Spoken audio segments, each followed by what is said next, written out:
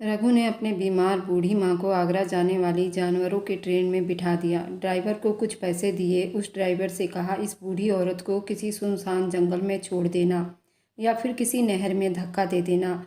सालों से ये बिस्तर पर पड़ी है, न मरती है न जीती है। मेरे पास इसके इलाज के लिए पैसे नहीं हैं। ये कहते हुए उसने ड्राइवर की जेब में 10,000 रुपये डाले और बराबर समझाया, देखो ऐसा ना हो कि तुम्हें उस पर तरस आ जाए और वापसी पर इसे साथ ले आओ। ड्राइवर ने हरिंदर को तसल्ली दी। उसकी माँ को जानवरों के साथ मजबूती से बांध दिया गया था ताकि वह हरकत ना कर सके। सफ़र शुरू हुआ था। रास्ते में ट्रेन कई किलोमीटर आगे बढ़ चुकी थी। ड्राइवर ने जानवरों के पानी पिलाने के लिए रोका तो उसकी नज़र उस बूढ़ी औरत पर पड़ी थी। वह प्यासी मुर्दा हालत में तड़प रही थी। ड्राइवर का दिल पिघल गया। उसने जल्दी से पानी पिलाया। बूढ़ी माँ ने मुर्दा आवाज़ में कहा, बेटा, तुमने मुझ पर एक बहुत बड़ा एहसान किया है। अगर हो सके तो एक और एहसान कर देना। मुझे किसी जंगल में छोड़ने के बजाय आगरा में एक कुलदेवी की मंदिर है, मुझे वहाँ उतार देना। ये सुनकर ड्राइवर के दिल में थोड़ी सी तरस आ गई थी। उसे आगरा ले आया और उसे देवी के मंदिर के सामने उतार दिया।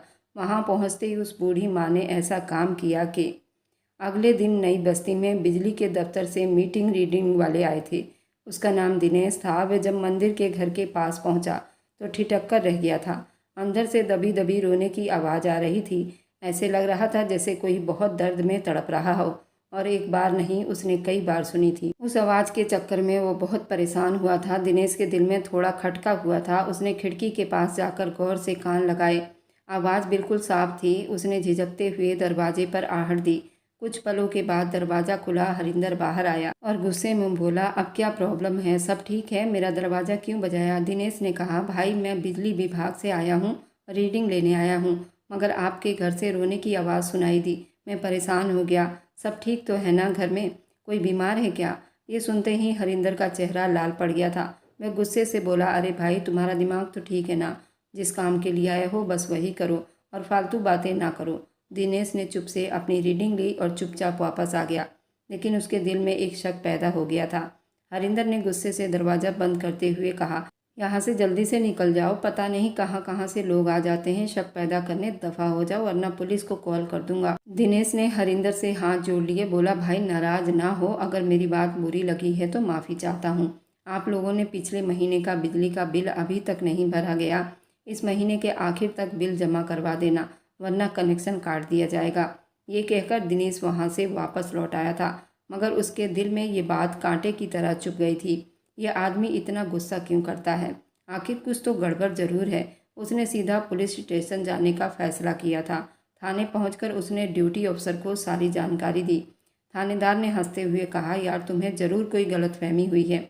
ऐसा कुछ होता तो मोहल्ले में कोई ना कोई शिकायत ज़रूर करता, लेकिन अब तक किसी ने ऐसी बात नहीं कही है और तुम्हें पता नहीं कहाँ से ये खबर मिली है। दिनेश ने कहा, लगता है किसी को कैद में रखा गया है। दिनेश ने जिद करते हुए कहा, सर, मैं गलत नहीं कह रहा हूँ। उसने किसी औरत को घर में कैद किया हुआ है, ज़रूर किसी को किडनैप किया होगा। आवाज़ बिल्कुल साफ थी और वह किसी छोटी बच्ची की आवाज़ नहीं लग रही थी, बल्कि एक बूढ़ी औरत की आवाज़ थी। ये सुनकर थानेदार के तेवर बदल गए थे। उसने गंभीर शब्दों में कहा, देखो दिनेश, तुम मीटर रीडिंग वाले हो, अपना काम करो, बिना वजह तमाशा मत बनाओ। हरिंदर एक शरीफ आदमी है, अपनी दुकान पर दिन भर काम करता है, शाम को घर आता है। उसकी बेटी बीमार रहती है, शायद तुमने उसी की आवाज़ सुन ली होगी। मगर दिनेश ने कहा, नहीं सर, मेरा विश्वास करिए, वह आवाज़ किसी बच्ची की नहीं थी।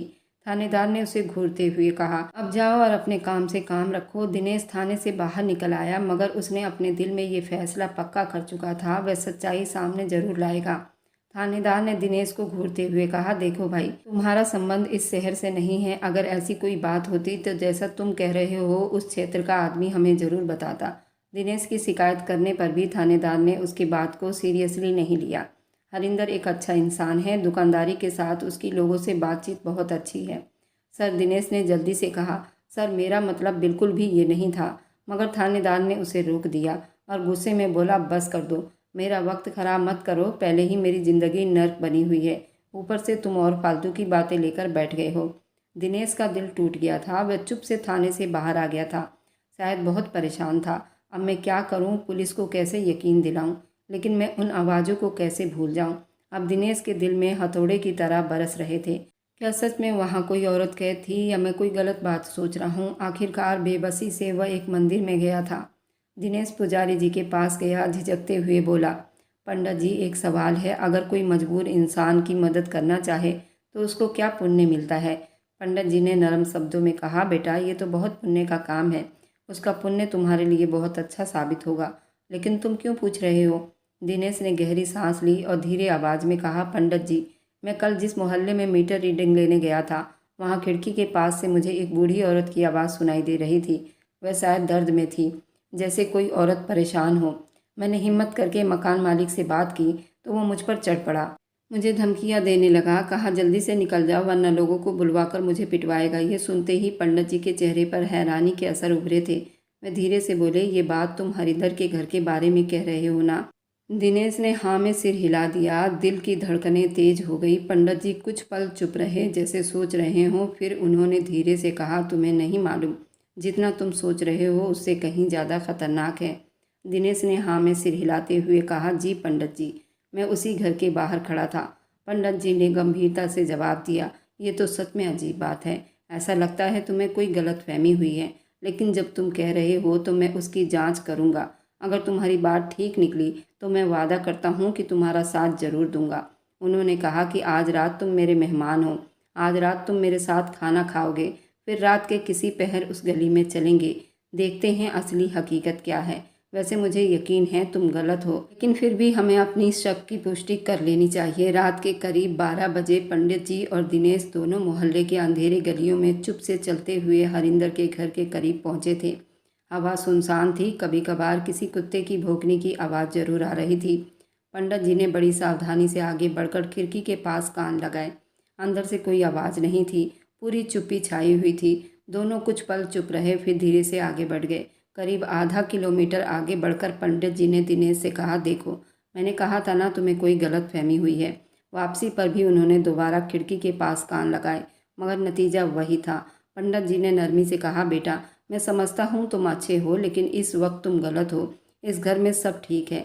दिनेश का दिल डूब गया था। थानेदार ने पहले ही उसकी बात रद्द कर दी थी। अब पंडित जी ने भी चुपचाप अपने पूजा पाठ के लिए मंदिर चले गए। अगले दिन दिनेश अपने गांव वापस चला गया, लेकिन वह आवाज़ उसके कानों में हमेशा बोलती रहती थी।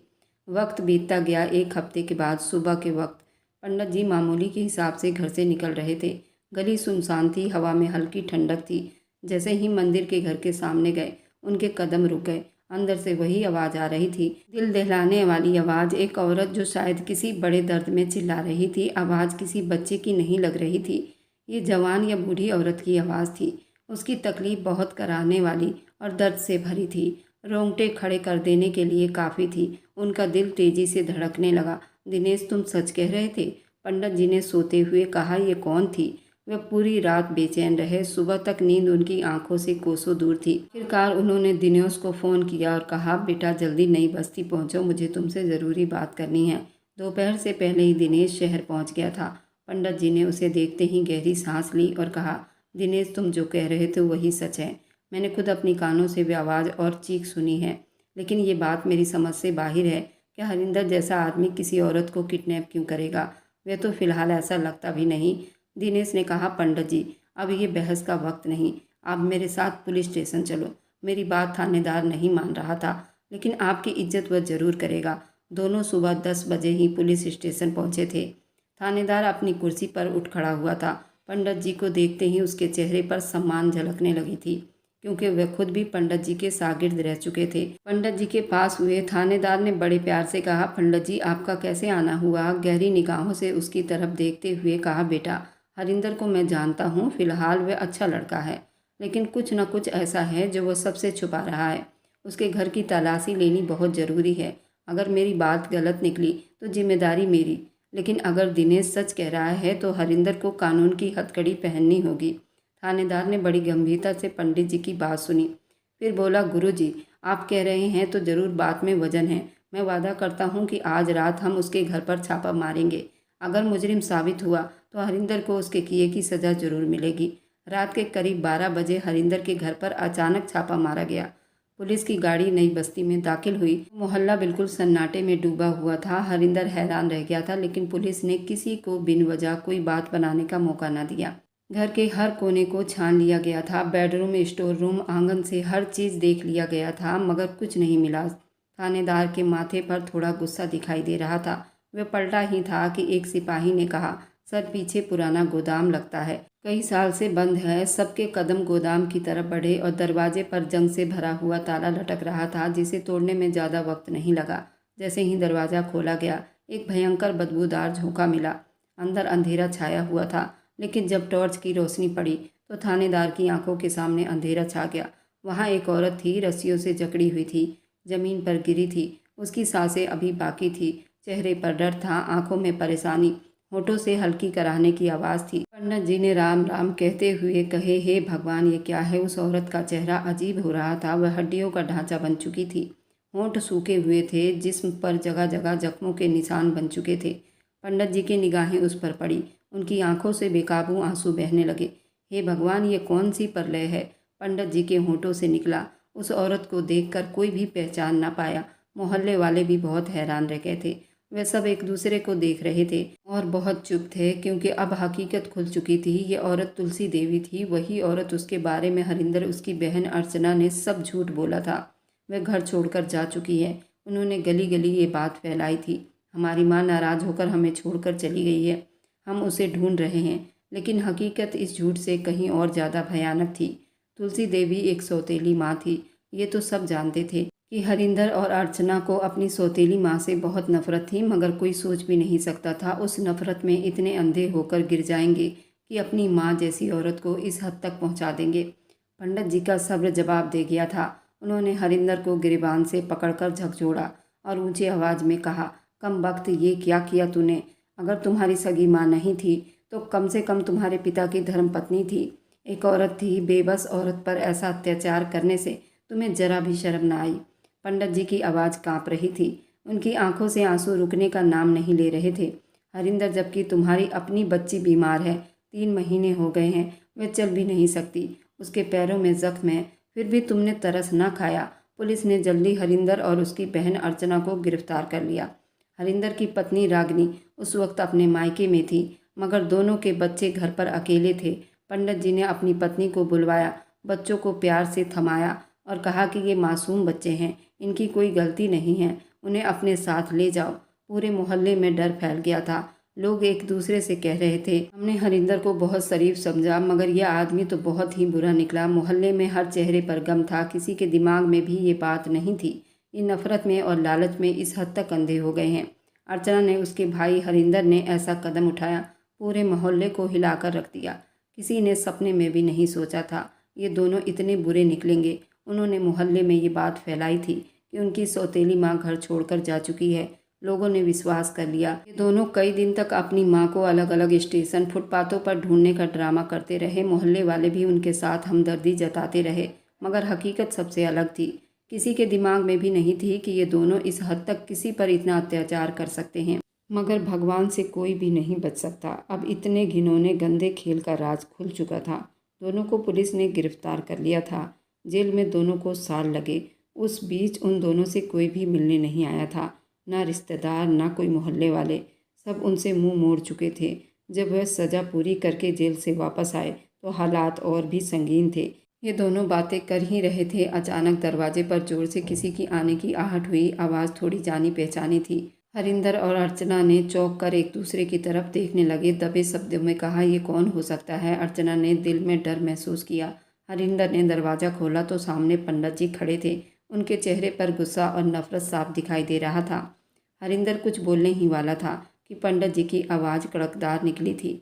वह उनके बच्चे उन्हें वापस लौटाने आए थे और पंडित जी के साथ हरिंदर की पत्नी भी आई थी। हरिंदर के दोनों बच्चों तो उसके पत्नी के पास चले गए थे, लेकिन अर्चना के बेटे को पंडित जी ने हॉस्टल में डाल दिया था। अर्चना का बेटा उस वक्त 13 साल का था। हरिंदर, अर्चना बहुत शर्मिंदा थे। हरिंदर, तूने मेरा सर झुका दिया। ये कहते हुए पंडित जी पलटने लगे। हरिंदर घबराकर उनके पीछे लपका था। दोनों हाथ जोड़कर बोले, पंडित जी, मेरी बात सुन लो, हमें माफ़ कर दो गुरुजी। अब दोनों बहन भाई अलग अलग रहने लगे। मोहल्ले वालों ने उनसे पूरी बातचीत ख़त्म कर दी। उनकी ज़िंदगी नर्क बन गई थी। हरिंदर की दुकान, जो पहले ग्राहकों से भरी रहती थी, अब सुनसान हो गई थी। लोग जानबूझकर उसके दुकान से कुछ भी ना खरीदते थे। दिन ब दिन ग्राहक कम होते गए, सेल कम होने लगी। एक दिन हरिंदर शाम को दुकान बंद करके घर आया। उसके चेहरे पर गुस्सा और मायूसी साफ दिखाई दे रही थी। जैसे ही घर के अंदर दाखिल हुआ, उसने अपनी बहन अर्चना को बुलाया। ये सब तुम्हारी वजह से हुआ है। तुमने ही मुझे इस सब के लिए उस्काया था। कहा था ये औरत हमारे लिए मुसीबत है, इसे जान छुड़वाना होगा। अब देख लो अंजाम। मोहल्ले में हमें लोग नफ़रत की निगाहों से देखा करते हैं। मेरी दुकान पर ग्राहक आना कम हो चुके हैं। हम लोग बहुत नुकसान में हैं। इन सब की जिम्मेदार तुम हो अर्चना। अर्चना ने भाई की बात सुनकर बड़े गुस्से से मुस्कुराहट दी और जवाब दिया, हरिंदर भाई, सारे पुण्य आपकी और पाप मुझ पर डाल दिया। ये कहाँ का इंसाफ है? अपने दिल पर हाथ रखकर बताओ, आप कितनी नफरत करते थे तुलसी देवी से। जब से वो हमारे घर में आई थी, आपने कभी उससे इज्जत से बात ना की। नफरत सिर्फ मेरी नहीं थी, हम दोनों के दिलों में थी। हरिंदर ने गुस्से से कहा, हाँ नफरत थी, मगर मैं इतना बड़ा कदम कभी ना उठाता। तुमने बार बार कहा अगर ये औरत जिंदा रही तो हमारा चैन खत्म कर देगी। तुम्हारे शब्द मेरे कानों में जहर बन गए थे। अर्चना ने जल्दी जवाब दिया, और आप भी कोई देवता नहीं थे। अगर तुम चुप रहते तो आज ये सब ना हुआ होता, मगर जब नुकसान हुआ है तो सारा इल्ज़ाम मुझ पर डाल रहे हो। ये इंसाफ नहीं है भाई। दूसरी तरफ थानेदार तुलसी देवी को अस्पताल ले जा रहे थे। उसकी हालत बहुत ख़राब थी। भूख और प्यास से उनके जिस्म की सारी ताकत छीन ली गई थी। वह चलने के काबिल नहीं थी। सभी की आंखों में आंसू थे। उसने धीरे से कहा, मम्मी हिम्मत रखो, आप बिल्कुल ठीक हो जाओगी।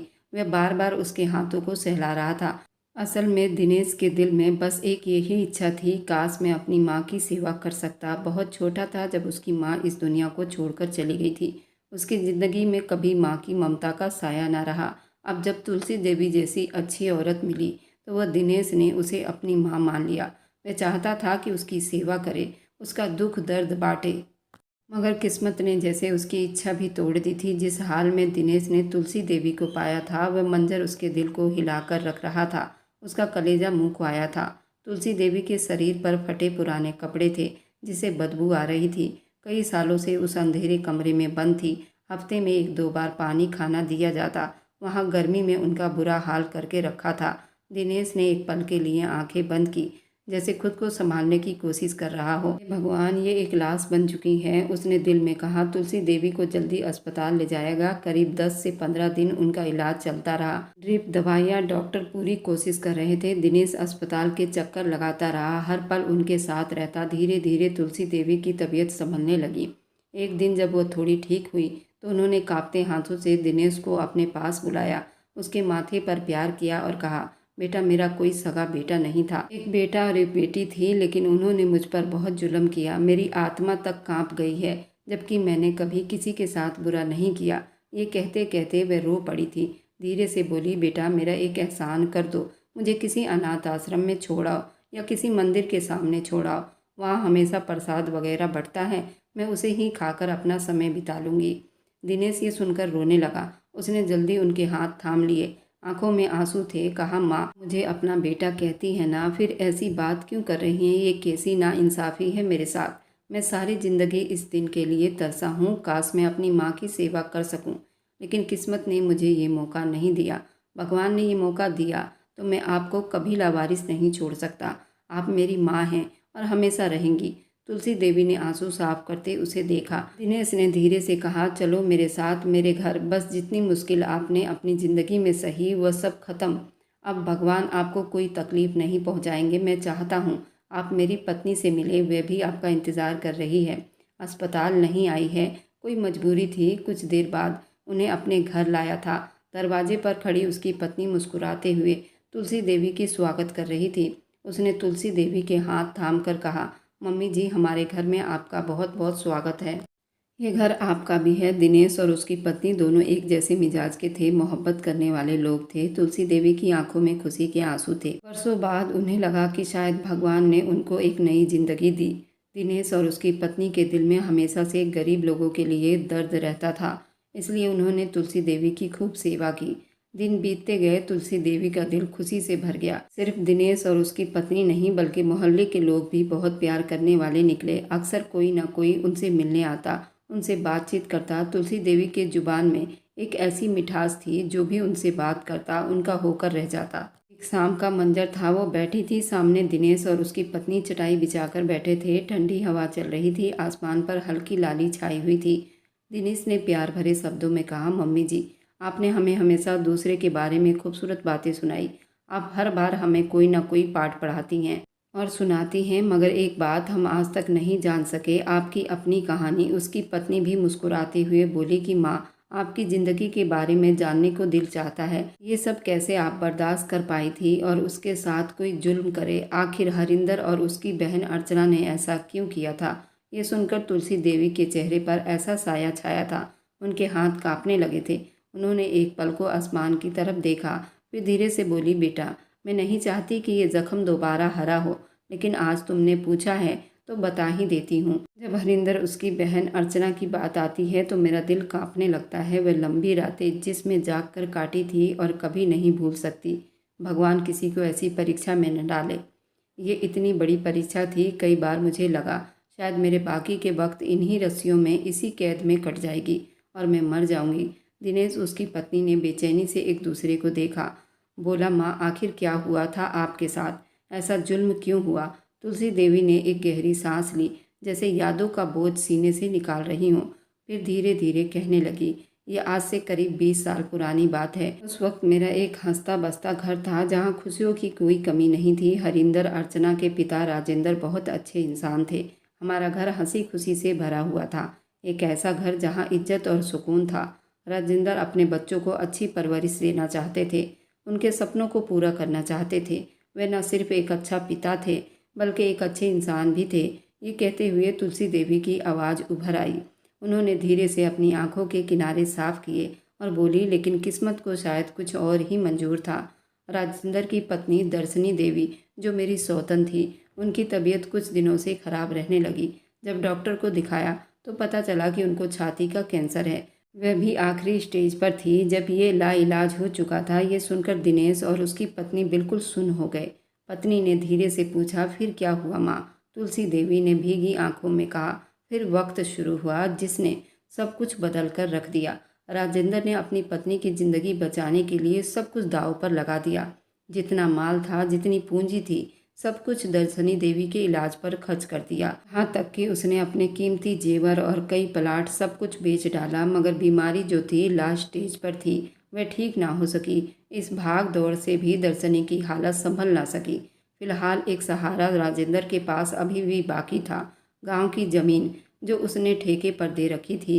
यही जमीन उसके परिवार की आखिरी उम्मीद थी। एक दिन दर्शनी ने कमज़ोर आवाज़ में राजेंद्र का हाथ थामा और कहा, राजेंद्र, मुझे गांव ले चलो। मैं चाहती हूँ कि अपनी ज़िंदगी के आखिरी दिन वहीं बिताऊं। ये शहर और शोर शराबा मुझे नहीं भाता। मुझे अपना गांव याद आता है, वह पुराना आंगन, वही पेड़, मुझे वापस वहीं ले चलो। राजेंद्र ये सुनते ही उनकी आंखों में नमी आ गई। उन्होंने धीरे से कहा, दर्शनी देवी, तुम जानती हो ना मैं मजबूर हूँ। बच्चों की पढ़ाई के लिए हम इस शहर में आए थे। अगर तुम्हें गांव लेकर जाऊंगा तो बच्चों की पढ़ाई का क्या होगा? दर्शनी देवी ने एक हल्की सी मुस्कुराहट दी, जैसे अपनी इच्छा को दिल में दफन कर रही हो। मगर किस्मत ने उन्हें गांव पहुंचने का मौका दे दिया। कुछ ही मिनट बाद दर्शनी का जिस्म बेजान हो गया।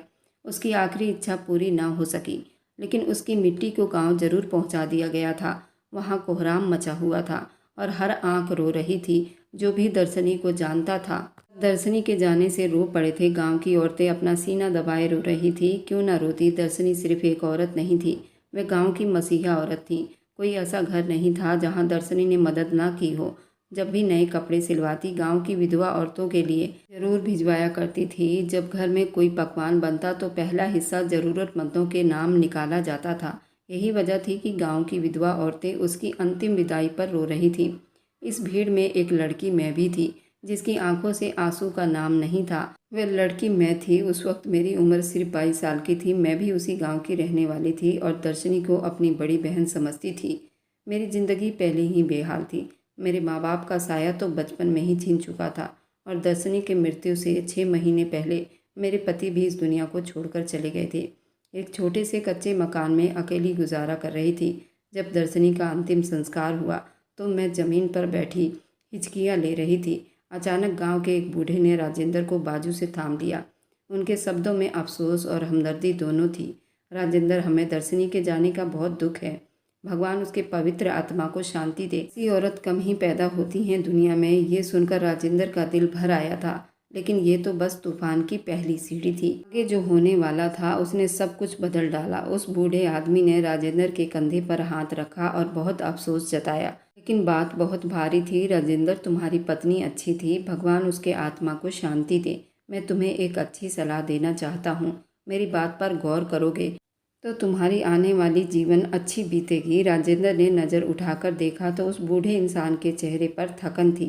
हल्की आवाज़ में कहना शुरू किया, गांव की एक लड़की है तुलसी देवी, तुम जानते हो वह पिछले कई महीनों से बिल्कुल अकेली रह रही है। माँ पापा नहीं है, रिश्तेदारों ने भी मुंह मोड़ लिया है। जवान लड़की का यूं अकेले रहना ठीक नहीं।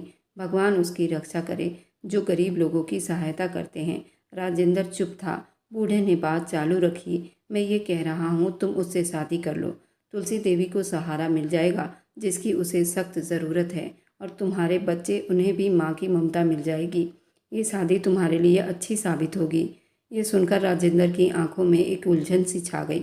उसने धीमे शब्दों में कहा, पंडित जी, मुझे सोचने के लिए थोड़ा वक्त चाहिए। अगले कई दिन राजेंद्र इसी सोच में गुम थे। दिन रात यही ख्याल सताया था कि ये फैसला ठीक होगा या नहीं, बच्चे मान जाएंगे या नहीं, लोग क्या कहेंगे। एक हफ्ते के बाद उन्होंने अपने बेटे हरिंदर और बेटी अर्चना को पास बिठाया। उनके चेहरे पर मासूमियत थी, लेकिन आंखों में माँ की जुदाई का साया था। राजेंद्र ने हिचकिचाते हुए कहा, बेटा, मैं तुमसे एक बात करना चाहता हूँ। मैं दूसरी शादी का सोच रहा हूँ। जो भी औरत आएगी वह तुम्हारी माँ बनकर आएगी। ये सुनते ही कमरे में एक सन्नाटा सा छा गया था। बच्चे सर झुकाए बैठे थे। उनके नन्हे दिलों में नफरत थी, न ऐतराज, बस एक गुस्सा था जो शायद कभी उनके अंदर से नहीं निकलने वाला था। लेकिन जब ये खबर दर्शनी की बहनों तक पहुंची, वे भड़क उठी। उन्होंने राजेंद्र को सख्त गुस्से में कहा, राजेंद्र जीजू, ये आप क्या कर रहे हो? हरिंदर और अर्चना छोटे हैं, कुछ साल बाद दोनों जवान हो जाएंगे। ऐसी लड़की को घर में लाना ठीक नहीं। हम उससे शादी के लिए राजी नहीं। मगर राजेंद्र ने सबको नज़रअंदाज कर दिया। शायद उसे लगा कि ये शादी बहुत ज़रूरी है। जब एक दिन पंडित जी को बुलाया गया और शादी हो गई। उस दिन के बाद तुलसी देवी राजेंद्र के घर की नई जिम्मेदारी बन गई थी। मेरा दिल डर से भरा हुआ था। मैंने सोचा था ये मेरी नई शुरुआत होगी, लेकिन हकीकत इतनी आसान नहीं थी। मैंने कोशिश की बच्चों के करीब जाऊं, उन्हें प्यार करूं, मगर जैसे ही मैं उनके पास जाती वो मुंह फेर लेते। शादी के शुरू के दिनों में तो अर्चना और हरिंदर को उनकी मौसी अपने साथ ले गई थी। 2 महीने तक वो मेरे सामने नहीं आए थे, लेकिन जब वापस लौटे उनकी आंखों में एक नफरत थी, एक चिंगारी थी, मैंने जो कभी सपने में भी नहीं सोचा था। बच्चों के दिलों में जहर घोला जा चुका था। उन्हें समझा दिया गया था, ये औरत तुम्हारी दुश्मन है, तुम्हारे घर पर कब्जा करना चाहती है, तुम्हारी माँ की जगह लेना चाहती है। वे मासूम थे, लेकिन जिन रास्तों पर उन्हें चलाया गया वे नफरत के रास्ते थे।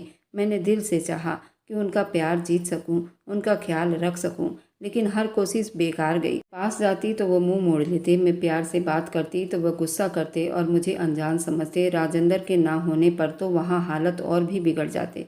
हरिंदर की मौसी बार बार घर आती, हर बार अपने जहर भरे शब्दों से मेरे जिस्म को घायल कर जाती। वो मेरे सामने आकर तीखे शब्दों में कहती, याद रख, तेरा सपना कभी पूरा नहीं होगा। मैं जानती हूँ तुम कौन हो, तुम एक मक्कार औरत हो। राजेंद्र जीजू से शादी क्यों की? ताकि ज़मीनों पर कब्जा कर सकूं। गांव में कितने जायदाद है सब जानती हूँ, इसलिए तो तुम आई हो इस घर में। उसकी जुबान से ये इल्ज़ाम सुनकर मेरे आंसू नहीं रुकते थे। पहली बार यह एहसास हुआ कि उनके दिल में नफ़रत की आग क्यों भड़क रही है। मैं हैरान थी। मैंने कब जायदाद के बारे में सोचा? मुझे तो इन बातों से कोई परवाह नहीं थी। मैं तो एक परिवार और एक मोहब्बत भरा रिश्ता चाहती थी, लेकिन अफसोस, उनके दिल में ये बात पक्की हो चुकी थी। मैं लालची हूँ, मक्कार हूँ। राजेंद्र जानता था कि उसके बच्चे मुझसे दूर रखे जा रहे हैं। उसने कई बार हरिंदर पर गुस्सा भी किया, उसे डांटा, मगर मैंने हमेशा रोक दिया। बच्चे हैं राजेंद्र, उन पर गुस्सा ना करो, वक्त के साथ सब ठीक हो जाएगा। मैंने ये सोचकर बर्दाश्त किया, मोहब्बत की, लेकिन हकीकत उसके बिल्कुल उल्टा थी। वक्त बीतता गया मगर हालात ठीक नहीं हुए, बल्कि हर बीते हुए दिन एक आग के लपेट में जा रहा था। फिर वह दिन भी आ गया जिसने मेरी ज़िंदगी का नक्शा बदल डाला। राजेंद्र, वह पति जिसने मुझे उम्मीद दी थी, अभी मुझे छोड़कर चले गए थे। उनके जाने के बाद मेरे ऊपर जुल्म सितम के पहाड़ टूट पड़े। वह सब जो राजेंद्र के रहने पर जुबान नहीं खोल सकते थे, अब खुलकर सामने आने लगे। मैं बेसहारा थी, और उनके सारे रिश्तेदार मेरे खिलाफ थे। मेरे आंखों से आंसू बह निकले। अर्चना अपनी मौसी के चढ़ावे में आती थी। उसी ने अपने भाई को मेरे खिलाफ किया। मैं जानती थी हरिंदर इतना सख्त दिल नहीं था। वह कभी मुझसे नफरत नहीं कर सकता था। वह तो कभी कभार मेरे पास बैठता था, मुझसे बातें करता, लेकिन जैसे ही अर्चना आती जल्दी से मुझसे अलग कर देती। मुझे कैद करने का आइडिया भी उसी का था। अर्चना की मौसी भी इस सब कांड में शामिल थी। दोनों मिलकर मेरे लिए नरक का सामान ढूंढती रहती थी। मैं कैदी की तरह अपने ही घर में कमरे में बंद होकर रह गई। भगवान की लीला सबसे बड़ी लीला होती है। उसने मेरे लिए मदद भेज दिया। वह दिन मुझे आज भी याद है जब मीटर रीडिंग के लिए दिनेश तुम आए थे। हरिंदर और उसकी पत्नी रोने लगी थी। अभी ये कहानी ख़त्म नहीं हुई। अर्चना का हाल भी सुनते जाना। हरिंदर की पत्नी भी अर्चना की वजह से अपने घर वापस नहीं आ रही थी।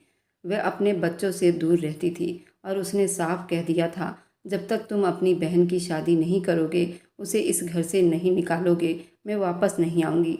अपनी इज्जत बचाने और घर वापस लाने के लिए हरिंदर ने जल्दीबाजी में अर्चना का रिश्ता तय कर दिया। वहाँ सबसे बड़ी गलती कर बैठा। उसने लड़के के बारे में जांच पड़ताल ना की। वह लड़का बहुत ही लालची इंसान था। जुआ वगैरह, शराब वगैरह सब पीता था। शादी के कुछ दिन के बाद ही उस आदमी ने ऐसा रंग दिखाया। उसने अर्चना से कहा, अपने भाई से अपने हिस्से की ज़मीन मांगो, मगर तुमने ऐसा ना किया तो अंजाम बहुत बुरा होगा। अर्चना ने गुस्से से मना कर दिया, मैं ऐसा कभी नहीं करूँगी। ये मना करना इस कहानी का सबसे खतरनाक मोड़ था। उसके पति का गुस्सा आसमान छू रहा था। वह जब भी अर्चना को देखा करता, उसकी आंखों में खून उतर आता था। तुम्हारा भाई पूरी जायदाद पर सांप बनकर बैठा है, उससे मारपीट करता, तुम्हें जरा भी शर्म नहीं आती। अपने भाई से अपना हक मांगो। रोज का ये सब किस्सा बन गया था। अर्चना के पति का नाम सचिन था। अर्चना को उसके मासूम बच्चों के सामने मारता था, उसे ज़मीन पर गिरा देता। अर्चना के आंसू छोटे छोटे नदियों की तरह बहने लगते। अर्चना एक ऐसी बहन थी जो किसी कीमत पर अपने भाई से जायदाद की मांग नहीं कर सकती थी, लेकिन सचिन के जुल्म ने उसे अंदर से तोड़ दिया था। टूटे हुए एक दिन भाई के घर जा पहुंची। आंसू लिए बोली, भाई मैं मजबूर हो चुकी हूँ। मैंने कभी सोचा भी नहीं था कि मेरी शादी ऐसे आदमी से होगी। जल्दी में आपसे गलती हुई है, उसकी सज़ा आज मेरे और मेरे बच्चे भुगत रहे हैं। हरिंदर के दिल पर यह बात खंजर की तरह लगी।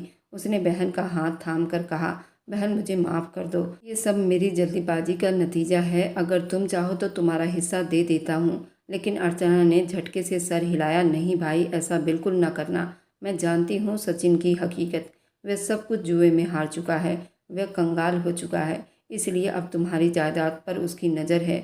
ये कहकर वह वापस पलटी, लेकिन घर पहुँचते ही एक तूफान उसका इंतज़ार कर रही थी।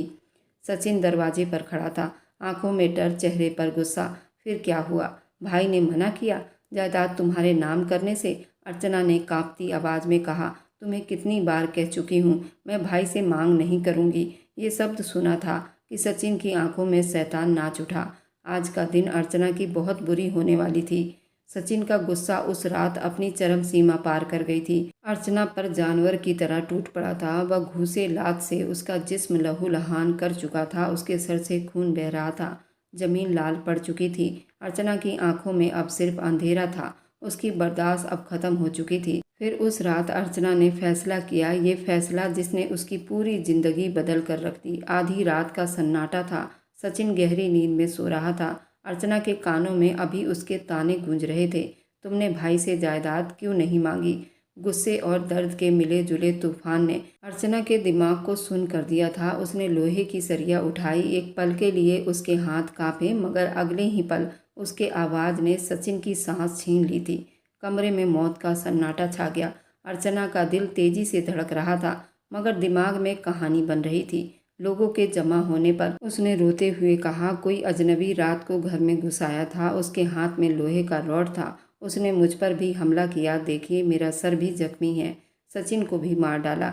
ये पता नहीं कौन था जो हमारी ज़िंदगी बर्बाद करके चला गया। सबने उसकी बात पर विश्वास कर लिया, क्योंकि उसका सर भी सच में फटा पड़ा था, जो सचिन नहीं किया था। लेकिन असल हकीकत कुछ और थी। अर्चना के दिल में दफन हो रहा था। ये राज कभी कोई न जान सका। सचिन की मौत का सच कोई नहीं जान सका था, बल्कि खुद उसकी पत्नी ने की थी। सचिन को मारने के बाद अर्चना ने सुकून का सांस लिया, मगर ये सुकून उसने अपनी ज़िंदगी से जुल्म ख़त्म किया। मगर उसके बाद जो हुआ वह भी बहुत भयानक था। साल बीतते गए, बच्चे बड़े हो गए। बड़ा बेटा रघु बेरोजगारी से तंग आकर एक दिन माँ के सामने बोला, मम्मी 2 साल से हाथ पर हाथ धरे बैठा हूँ, मैं विदेश जाना चाहता हूँ। प्लीज़ मामा से बात करो, जायदाद में से अपने हिस्से की मांग करो, मुझे भी ज़िंदगी में कुछ बनने का हक मिलना चाहिए। लेकिन अर्चना के चेहरे पर सर्दी छाई हुई थी। उसने गुस्से और हंसी के साथ कहा, बिल्कुल अपने पिता पर गया है तू।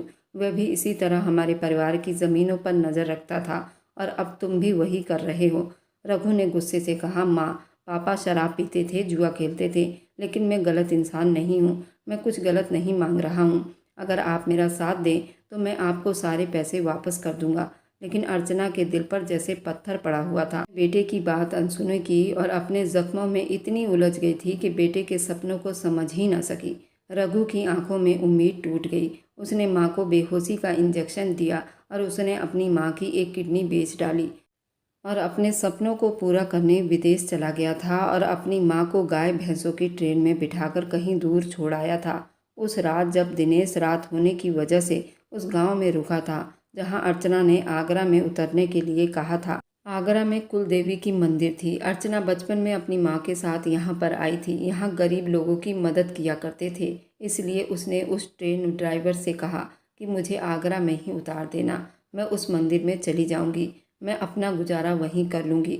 तब उस मंदिर में दिनेश माता पिता के लिए चढ़ावा लेकर गया था। उसके बाद दिनेश ने तुलसी देवी को भी उस मंदिर में ले गया था। जब तुलसी देवी ने अर्चना को देखा तो उसको सीने से लगा लिया और उसकी पूरी कहानी तब दिनेश और उसकी पत्नी और तुलसी देवी ने सुनी थी। बुरे कर्म करोगे तो बुरा ही फल पाओगे। तुम दूसरों के लिए गड्ढा खोदते रहोगे, तुम्हारा खुद का बेटा तुम्हें मौत के मुंह में छोड़ गया।